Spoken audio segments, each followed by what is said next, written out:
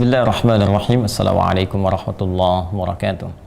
Alhamdulillahirabbil alamin wassalatu wassalamu ala rasulillahil karim nabiyina Muhammadin wa ala alihi wa sahbihi wa ummatihi ila yaumiddin wa ba'd.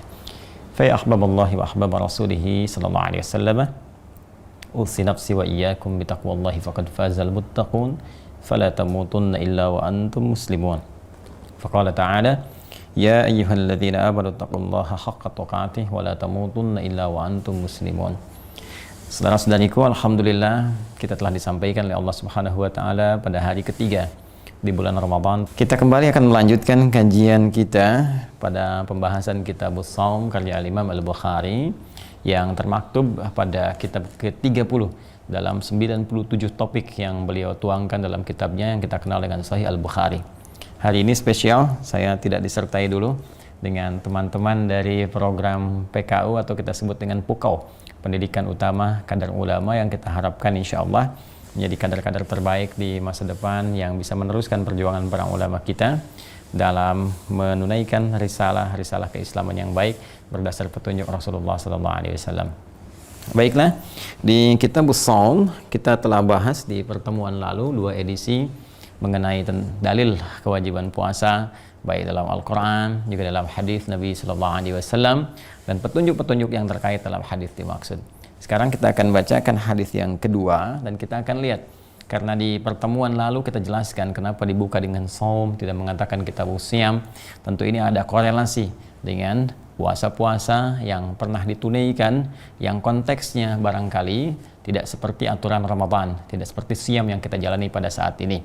Nah, ini nanti akan kita lihat dalam uraian hadis-hadis yang akan kita kaji, termasuk boleh jadi pada hadis kedua yang akan kita coba dapati.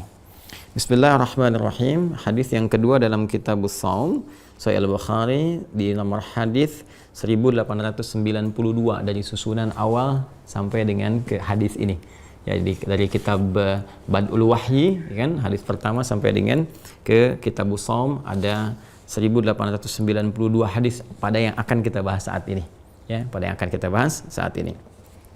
Bismillahirrahmanirrahim. Qala haddatsana Musaddad haddatsana Ismail an Ayyub an Nafi' an Ibnu Umar radhiyallahu taala anhuma. Di rawi terakhirnya yang mendapati informasi dari Nabi sallallahu alaihi wasallam yaitu Ibnu Umar. Ya, nama aslinya Abdullah. Ya, nama aslinya siapa? Abdullah. Jadi nanti yang namanya Abdullah ini dari sahabat-sahabat junior itu ada beberapa. Nanti ada Abdullah bin Abbas, ya, anaknya paman Nabi Abbas radhiyallahu taala anhu. Ada Abdullah bin Amr bin Al-As, ya, anaknya sahabat Amr bin Al-As radhiyallahu taala anhu. Yang ini anaknya Umar bin Al-Khattab radhiyallahu taala anhu. Namanya tiga-tiganya Abdullah. Nah, saya ingin berikan rumus singkat dulu. Jika dalam sanad itu transmisi riwayat, ya, yang tersambung nanti kepada Nabi Sallallahu Alaihi Wasallam, yang mendapati informasi dari Nabi, disampaikan pada generasi saat itu, diteruskan pada generasi setelahnya, sampai kepada kita, ya, sampai kepada kita. Nah, turunan dan runtutan periwayat ini, yang penyampai informasi ini dalam ilmu hadis disebut dengan sanad. Informasinya yang disampaikan disebut dengan matan namanya. Nah, dalam ilmu sanad kadang-kadang kita dapati periwayat yang mendapatkan informasi dari Nabi ini nanti setidaknya ada 3 golongan. Ada golongan senior, ya, yang usianya tidak terpaut jauh dari Nabi Sallallahu Alaihi Wasallam atau bahkan di atas Nabi. Ya, seperti sahabat Abu Bakar As-Siddiq radhiyallahu taala anhu. Usianya sekitar 2 tahun beda dengan Nabi, ya, lebih senior Nabi sallallahu alaihi wasallam. Nanti ada hadis misalnya diriwayatkan oleh Umar bin Al-Khattab radhiyallahu taala anhu, kan? Nah, ini usia-usia yang hampir senafas dengan Nabi sallallahu alaihi wasallam, setara dengan Nabi sallallahu alaihi wasallam, maka masuk dalam kategori sahabat senior. Nah, ada di atasnya seperti Abdullah bin Abi Ummi Maktum, gitu kan, dan lain sebagainya. Ada nanti sahabat di kalangan pemuda, ya, seperti Ali bin Abi Thalib, ya, karamahullahu wajhah radhiyallahu taala anhu. Kemudian ada yang junior, ya, junior ini yang termasuk di sini yaitu Abdullah bin Umar radhiyallahu taala anhu. Yang menarik begini, dalam ilmu sanad seringkali kalau ada sahabat junior anak, ya, kemudian meriwayatkan hadis, itu jarang sekali disebutkan nama aslinya, nama anaknya, tapi lebih dilekatkan anak ini dari keturunan siapa, disebutkan jalur genetikanya, jalur binnya, ya. Nah, ini sangat menarik. Contoh misalnya Abdullah bin Abbas, kan disebutnya selalu Ibnu Abbas, kan? Abdullah Ibnu Umar disebutkan selalu Ibnu Umar. Nah, ini ada pesan penting yang ingin disematkan kepada kita. Kenapa orang tua selalu disebutkan dan anaknya hanya diwakili dengan kata bin, anak laki-lakinya, gitu kan? Anak laki-lakinya Umar. Ingin memberikan pesan kepada kita semua bahwa usaha orang tua dalam mendidik anaknya sampai membuahkan hasil yang baik, punya ilmu yang baik, sukses dalam kemuliaan misalnya, atau dia senang sedekah dan sebagainya. Ketika kesuksesan itu didapatkan oleh seorang anak, maka pahala dari anak ini ketika dia kerjakan, dia niatkan ibadah, akan terus mengalir juga pada kedua orang tuanya. Dan ini ada 9 lafaz di hadis Muslim.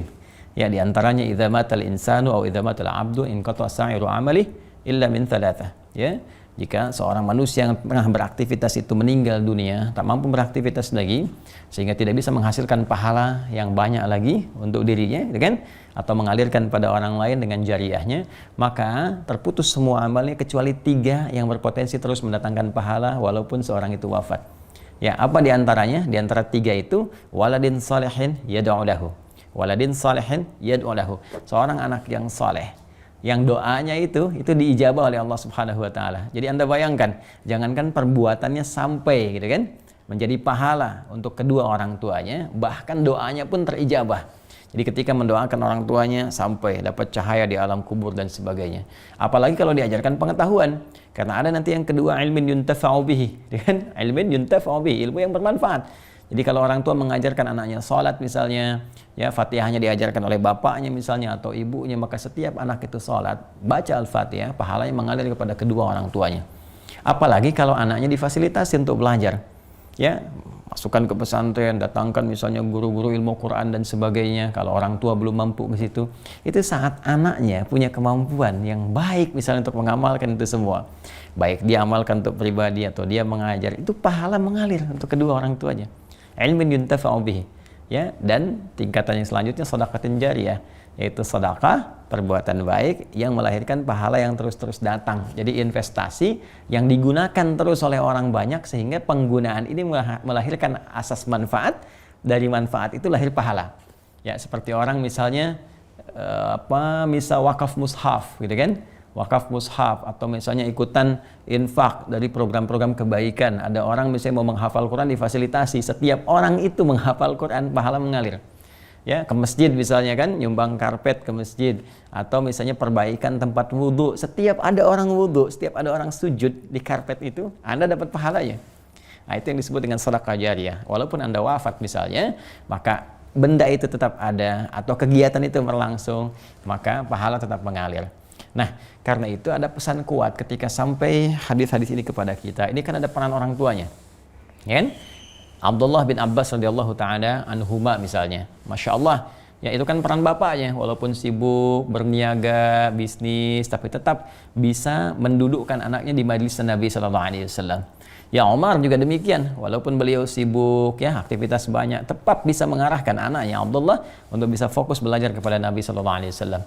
Ya, demikian sahabat-sahabat yang lainnya. Sehingga ini diapresiasi oleh para ulama hadis saat disebutkan anaknya ini, maka disebutkan bin, jalur genetik ke orang tuanya, ke bapaknya, dan doanya pun tidak khusus untuk anaknya saja, tapi orang tuanya ikut. Karena itu ketika Anda menemukan Ibnu Abbas, ya, kemudian Ibnu Umar, Ibnu Amr, Ibnu Al-As, selalu doanya radhiyallahu taala anhuma. Ya, kalau kita baca nih ya, biasanya kan Umar radhiyallahu taala anhu, kan Utsman radhiyallahu taala anhu. Tapi ketika Ibni Abbasin radhiyallahu taala anhuma. Semoga Allah meridai kepada anak ini yang telah menyampaikan riwayat kepada kita, dan bapaknya atau orang tuanya yang telah mengajarkan anak ini sehingga dia mampu menghafal hadisnya sampai riwayatnya kepada kita. Masya Allah. Sekarang perhatikan, dari satu hadis ini saja kalau kita baca, kita belajar, ribuan orang, ratusan ribu, bahkan jutaan orang telah membahas ini. Ya, membaca, mengamati, membahas, dan mengamalkan. Anda bisa bayangkan berapa didapatkan pahala oleh Ibnu Umar, dan mengalir itu pula kepada Umar bapaknya. Ya, kepada kedua orang tuanya radhiyallahu taala anhum jami'an gitu, ya. Nah, ini pesan kepada kita, setiap kali kita belajar hadis, kalau kita mengikuti jalur sanadnya, ada pesan-pesan yang sangat kuat kepada kita semua, inspirasi yang sangat dahsyat bahwa investasi dengan menyiapkan keturunan yang baik itu mengalirkan kemuliaan-kemuliaan baik bagi orang tua saat di dunia, lingkungannya, bahkan saat kembali kepada Allah Subhanahu wa taala.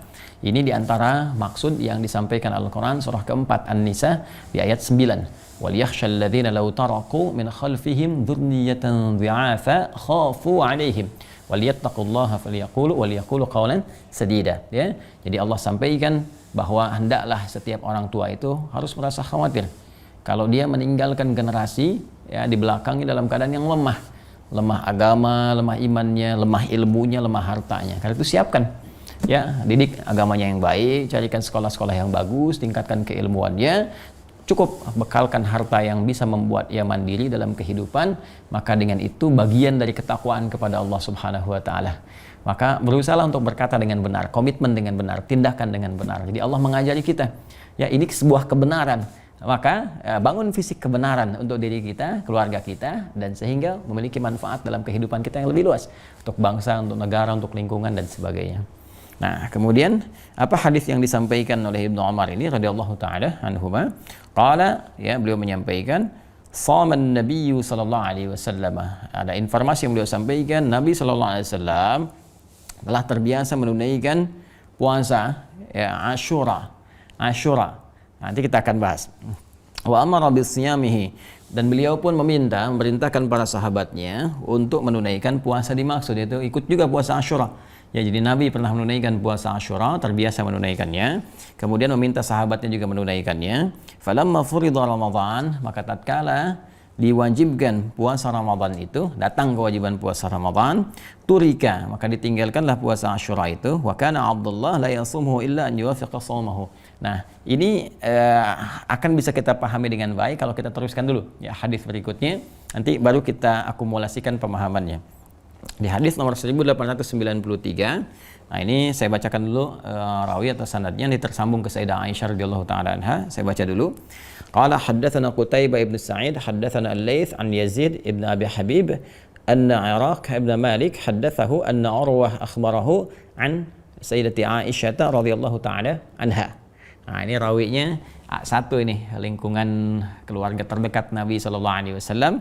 Ya, tadi juga A1 lingkungan terdekat kerabat Nabi, bahkan dari jalur keluarga terdekat ya, yaitu Umar kan mertuanya Rasulullah sallallahu alaihi wasallam. Nah, ini Sayyidah Aisyah istrinya Nabi sallallahu alaihi wasallam, kan? Anna Quraisyan kanat tasumu yauma Asyura, bahwa orang-orang Quraisy pada saat itu ya fil jahiliyati mereka sudah terbiasa menunaikan puasa Asyura yang nanti ikut kepada kebiasaan orang-orang Yahudi pada masa itu. Nanti saya terangkan. Ya, thumma amara Rasulullah sallallahu alaihi wasallam bisiyamihi. Kemudian Nabi sallallahu alaihi wasallam juga meminta para sahabatnya untuk menunaikan puasa dimaksud, yaitu Asyura. Hatta furida Ramadan, sampai kemudian datanglah kewajiban menunaikan puasa Ramadan. Wa qala Rasulullah sallallahu alaihi wasallam, dan saat kewajiban itu diturunkan, maka Rasulullah sallallahu alaihi wasallam kemudian bersabda, "Man syaa'a falyasumhu wa man syaa'a aftara." Ya, siapa yang berkenan ingin melanjutkan silahkan ya, teruskan puasa itu, dan jika ada yang memang ingin berbuka juga tidak puasa tidak jadi masalah. Yang penting nanti ini ada standar yang wajib dan ini ada standar yang sunnah sebagai tambahan. Ada 3 faedah penting yang bisa kita dapatkan dari hadis ini. Pertama begini, perhatikan betapa jelinya. Makanya saya katakan di awal jumpa kita, Al-Imam Al-Bukhari ini termasuk orang yang faqih gitu kan. Faqih, orang yang paham tentang fikih, mengerti tentang kaidah-kaidah juga, di hadis apalagi, di tafsir juga. Jadi bagaimana mengurutkan hadis-hadis ini sesuai dengan suasana ayat yang ditampilkan saat membuka bab pembahasannya. Masih ingat, bukankah beliau saat membuka bab pertama di kitab yang ke-30 Kitabus Shaum ini, beliau kemudian menampilkan Quran surah kedua Al-Baqarah ayat 183, ya kan? Ya ayyuhalladzina amanu kutiba alaikumus shiyam kama kutiba alal ladzina min qablikum la'allakum tattaqun. Perhatikan baik-baik. Kalau kita jeli mengamati, Anda ikuti hari pertama, kedua di kajian kitab ini. Perhatikan, bukankah hadis pertama berbicara tentang kewajiban puasa? Ini mengambil turunan dari pembukaan ayat, ya ayyuhalladzina amanu kutiba alaikumusiyam. Hai orang-orang yang telah menyatakan dirinya beriman pada Allah, diwajibkan bagi kalian menunaikan puasa. Ya, hadis tentang kewajiban ini yang telah kita baca yang sebelumnya, ya kan? Baik itu dari Abu Hurairah ya yang riwayatnya di Muslim ataupun dari Talhah bin Ubaidillah, ya Talhah bin Ubaidillah yang di Al-Bukhari ini. Baik. Adapun yang selanjutnya yang kita baca barusan tadi, baik dari Ibnu Umar radhiyallahu taala anhuma ataupun Sayyidah Aisyah radhiyallahu taala anha, ini adalah tafsir lanjutan dari ayat ya yang Al-Baqarah 183 tadi. Jadi yang hadis pertama terkait dengan ya ayyuhalladzina amanu kutiba alaikumusiyam. Dua hadis ini terkait dengan kama kutiba alal ladzina min qablikum. Ya, hey, orang-orang beriman diwajibkan bagi kalian menunaikan puasa nih. Sekarang kalian berpuasa gitu kan. Nah, mungkin ada yang bertanya, nih kan kewajiban puasa ini turunnya teman-teman sekalian itu di bulan Sya'ban, di tahun kedua Hijrah. Jadi hari Senin tanggal 2 bulan Sya'ban tahun kedua Hijrah. Ya, itu urutan sejarahnya. Nah, diturunkan di bulan Sya'ban itu supaya umat Islam punya persiapan, ya, persiapan. Kalau Anda bayangkan turun kewajiban langsung besoknya Ramadan langsung puasa kan kaget. Ya, tapi ketika turun di bulan Sya'ban kurang lebih ada sebulan persiapan dulu. Membiasakan, menyiapkan diri gitu kan. Kemudian Nabi memberikan motivasi, terus setelah terbangun kebiasaan-kebiasaan puasa sunnah sebelumnya. Dari sini muncul kekuatan dan muncul motivasi kuat untuk menunaikan itu semua. Ya, ini yang kemudian kelak disebut dengan tarhib yang telah kita uraikan sebelum Ramadan. Baik. Nah, yang paling menarik teman-teman sekalian, ketika kemudian turun kewajiban itu, boleh jadi ada orang bertanya, "Ya Rasulullah, ya apakah sebelum kita juga puasa?" Gitu kan? Ya, ada kewajiban itu. "Ya Rasulullah," gitu kan, "apa cuma kita aja yang puasa? Bagaimana dengan umat-umat sebelumnya dan sebagainya?" Nah, untuk memberikan motivasi kepada insan beriman sebelum pertanyaan itu tiba, ya, dan sekaligus juga kompetisi terbaik dalam ibadah disebut dengan fastabiqul khairat. Itu ada di Quran surah kedua Al-Baqarah ayat 148. Walikulli wijhatun huwa muwalliha fastabiqul khairat, ya kan? Fastabiqul khairat. Maka setiap umat, setiap hamba punya orientasi dalam beramal. Maka setiap amal itu diperlombakan untuk mendapatkan penilaian terbaik si Allah Subhanahu wa taala. Maka untuk memberikan motivasi kepada insan beriman pada saat itu sampai dengan kini supaya merasa bahwa tidak sendirian dia puasa, supaya merasa punya kompetisi lebih baik daripada umat sebelumnya. Maka Allah sampaikan umat dulu pun pernah mendapatkan perintah puasa. Jadi bukan kalian aja yang puasa, umat dulu pun puasa. Nah, ketika umat dulu diberikan perintah puasa itu, penunaian kalian saat ini harus lebih baik dibandingkan dengan mereka. Karena nanti ada kisah-kisah di masa lalu itu ketika mereka puasa ada yang tidak sempurna. Maka Allah berikan waktu terbaik, amalan terbaik, pahala terbaik pada umat Nabi Muhammad SAW supaya mereka termotivasi ya untuk bisa lebih baik menunaikan puasa dibandingkan orang-orang sebelumnya. Nah, terkait dengan bagaimana bentuk puasa orang-orang sebelumnya ini, ada sebagian referensi hadis yang disampaikan kepada kita. Di antaranya apa yang telah kita baca ini. Jadi sebelum ada puasa Ramadan diwajibkan pada umat Islam, umat-umat sebelumnya telah puasa. Ya, sekali lagi umat-umat sebelumnya telah puasa. Dan rangkaian ibadah puasa bahkan yang sampai ke masa Nabi Shallallahu Alaihi Wasallam itu adalah puasa yang ditunaikan oleh umat Yahudi, umatnya Nabi Musa Alaihi Salam. Ketika dalam salah satu riwayatnya adalah terbebas dari kerjaan Firaun. Ya, karena nanti ada dua riwayat di sini, ada yang menyebutkan bahkan ini tersambung ke Nabi Nuh alaihissalam. Ya, ketika Nabi Nuh alaihissalam itu terlepas dari banjir besar, kemudian fastawatil jud, ya, perahunya, safinatun Nuhnya, ya, kapal besar Nuhnya alaihissalam sudah mulai merapat dan bersyukur kepada Allah karena dibebaskan dari lingkungan orang-orang yang bermaksiat, kemudian dibebaskan dari ancaman hukuman Allah Subhanahu wa taala. Untuk mensyukuri itu maka mereka puasa. Tapi riwayat yang paling populer adalah riwayat yang disampaikan kepada kisahnya Nabi Musa alaihissalam ketika terbebas dari kejaran Firaun. Ya, laknatullah alaih, ketika terbebas dari kejaran Firaun, maka mereka bersyukur kepada Allah Subhanahu wa taala dan itu terjadi di hari ke-10. Ya, ke-10 itu kan Asyrah, ya kan? Maka menunaikan puasa yang disebut dengan Asyura, terambil dari kata itu. Ya, bulannya itu senafas dengan bulan Al-Muharram. Jadi setiap tanggal 10 kemudian Al-Muharram ditunaikanlah puasa Asyura. Ya, maka orang-orang Yahudi pada saat itu setiap masuk tanggal 10 Al-Muharram mereka puasa sehingga sampai kebiasaan puasa ini pada era jahiliyah, ya, pra kenabian sampai di masa Nabi Shallallahu Alaihi Wasallam. Bahkan menurut Sayyidah Aisyah, orang-orang Quraisy pun sudah meniru mereka. Jadi begitu orang Yahudi puasa, ikut-ikutan puasa gitu kan. Karena biasa, ini asimilasi baik dari budaya dengan keyakinan ketika hidup. Kan Mekah itu kosmopolitan. ya, kota besar, kota perdagangan, kota ziarah, ya, kota agama dan sebagainya, itu pusatnya pada saat itu. Sehingga semua orang itu datang ke Mekah, ya, baik berziarah untuk ibadah, ada yang niaga sampai dengan sekarang. Nah, itu diabadikan nanti di Al-Baqarah, ya, Quran surah kedua dari ayat 197 sampai 198. 197 untuk haji, 198 bagi orang mau dagang gitu. Ya, itu karena udah kebiasaan, ya, pusatnya di situ, sehingga terjadi percampuran. Dari percampuran itu kadang-kadang kan pengen ikut-ikut, ya, seperti sekarang kan, ya, kalau Anda ke Eropa, ke Amerika misalnya kan, bergaul dengan kawan-kawan, puasa, ada non-muslim bahkan yang pengen ikutan puasa gitu kan, ada lagi yang pengen ikutan pakai jilbab, pengen merasakan dan sebagainya, dan puncaknya dapat hidayah. Pun demikian orang-orang Quraisy itu, kata Sayyidah Aisyah, itu sudah ikutan puasa. Ya, bahkan ketika Nabi hijrah ke Yathrib yang kelak menjadi Al-Madinah Al-Munawwarah, kan banyak Yahudi, ya, di Madinah itu. Mereka puasa. Maka kata Nabi Muhammad SAW, kita lebih berhak untuk berpuasa dibanding mereka. Ya, karena kita lebih dekat kepada Musa. Sedangkan ajaran Musa sudah menyimpang dari apa yang dipraktekkan oleh mereka. Ya, ingat, ajaran Musa alaihissalam sudah disimpangkan. Nah, itu cara baca yang paling mudah. Ya, ajaran Nabi Musanya benar disampaikan, sedangkan orang-orang yang praktekkan pada masa itu sudah menyimpangkan ajaran Nabi Musa alaihissalam pada umumnya. Ya, sedangkan mereka masih memelihara puasanya. Maka kata Nabi Muhammad SAW, kita lebih berhak karena kita lebih dekat kepada Musa, ya, lebih benar ajarannya. Maka kalaupun umat pada saat itu bersyukur kepada Allah dari kejaran Fir'aun, ya, dan bersyukur kepada Allah setelah lolos dari semua itu sebagai ungkapan terima kasih kepada Allah puasa, maka kita lebih berhak melestarikan itu untuk menunjukkan bahwa benarnya syariat Musa alaihissalam. Jelas ya? Nah, jadi umat Yahudi pun pernah puasa. Di antara puasanya disebut dengan puasa apa? Asyura. Jadi nanti ada kebiasaan juga 3 hari dalam setiap bulan. Itu pernah umat-umat sebelumnya menunaikan itu. Bahkan ada tafsir namanya Anwarut Tanzil, ya, karya Al-Imam Baydawi, ya. Kadang disebut juga tafsir Al-Baydawi. Itu Al-Imam Al-Baydawi menyebutkan bahwa ada informasi yang menyampaikan kebiasaan puasa itu bahkan tersambung sampai ke Nabi Adam alaihissalam. Nah, jadi sudah dari umat dulu Nabi Adam alaihissalam terus sampai ke Nabi Muhammad sallallahu alaihi wasallam, itu sudah terbiasa puasa. Ya, nanti juga Nabi Daud alaihissalam tercatat puasa. Bahkan kebiasaan puasa Nabi Daud menjadi sunnah yang ditunaikan. Ya, di era syariat Nabi Muhammad SAW, selain untuk mendekatkan kita mengenal para nabi-nabi sebelumnya, ya, mensyukuri kepada Allah Subhanahu wa taala, sekaligus, nah ini yang paling penting, sekaligus memberikan tafsiran terjelas kita dari ayat-ayat Al-Qur'an.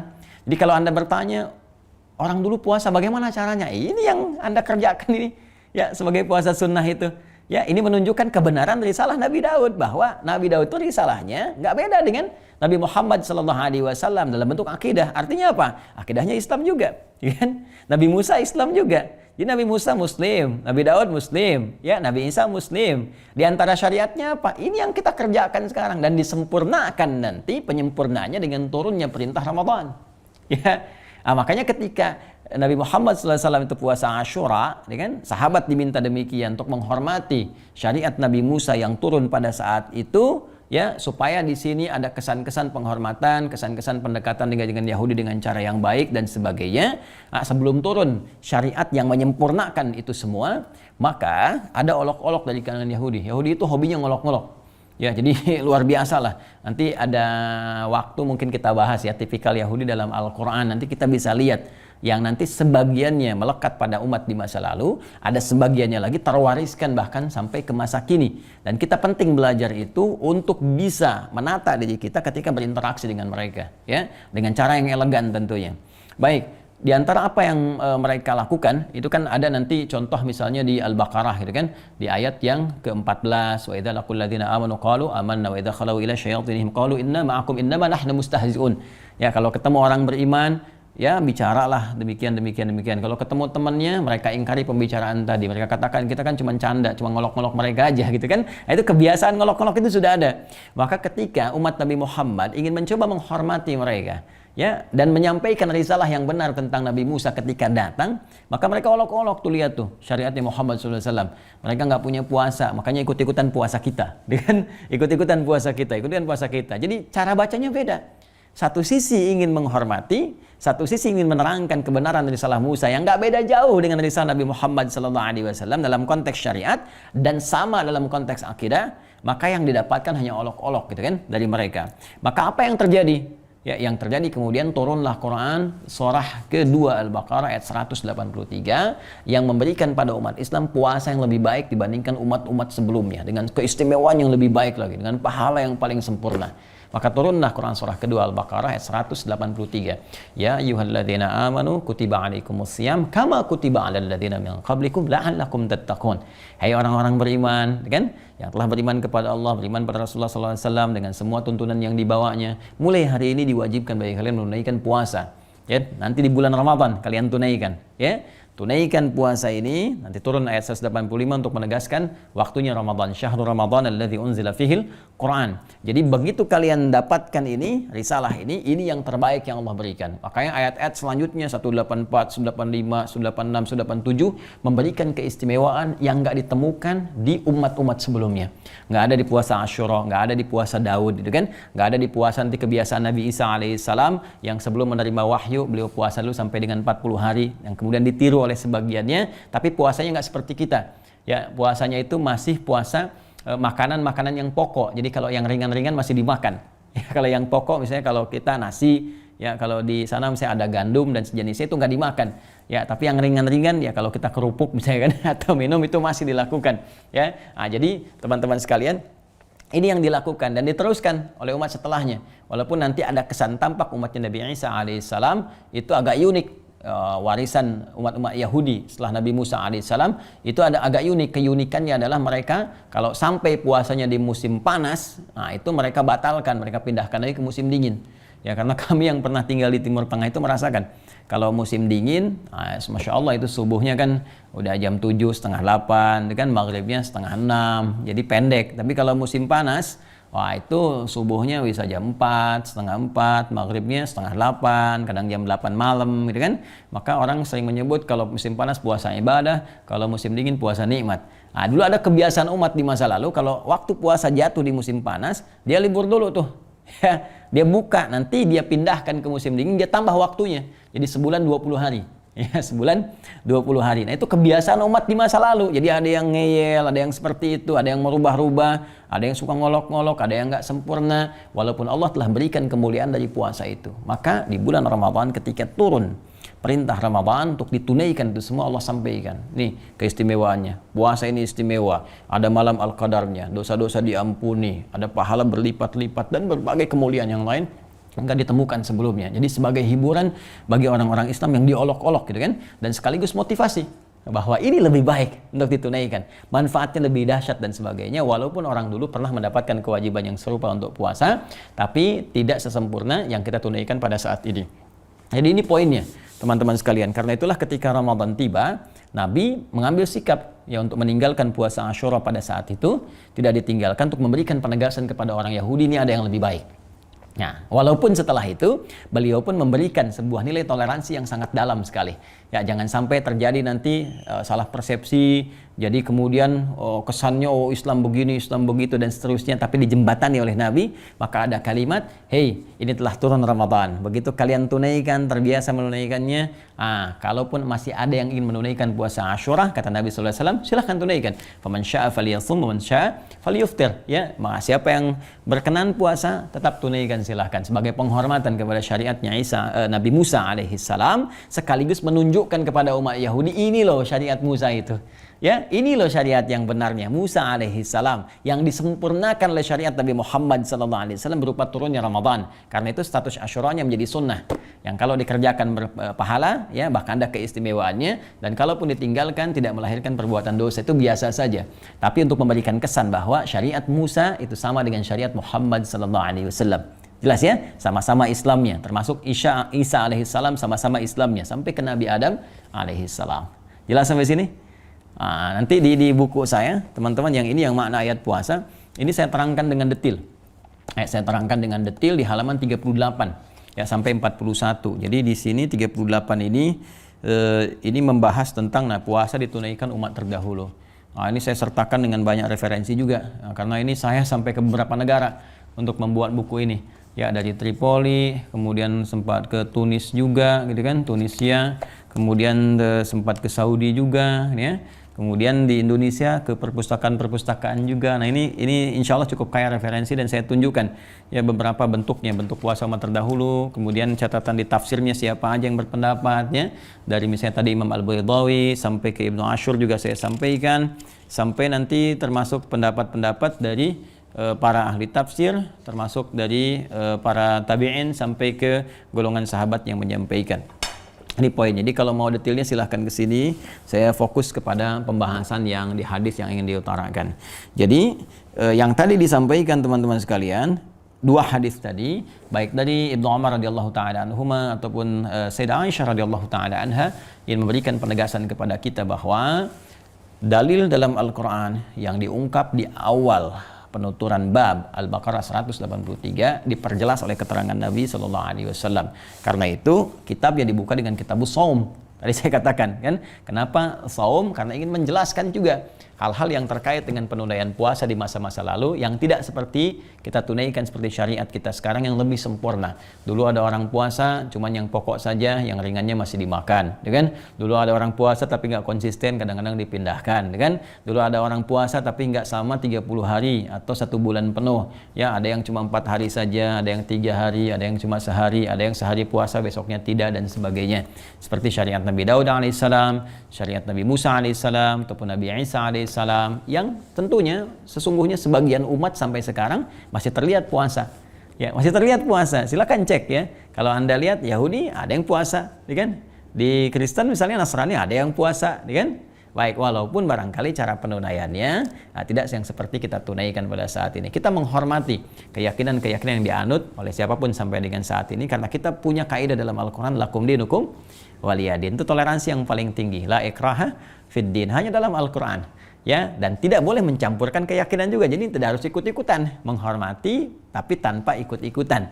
Kan, membangun toleransi dalam nilai kemanusiaan sehingga kehidupan berbangsa, bernegara berlangsung harmoni dengan penghormatan yang dimaksudkan. Kalau bertanya tentang Islam, kita jelaskan. Ya, begini dalam Islam, begini risalahnya, dan kita berdoa dalam kebaikan sehingga mendapatkan hidayah dari Allah Subhanahu wa taala. Itulah Islam yang indah.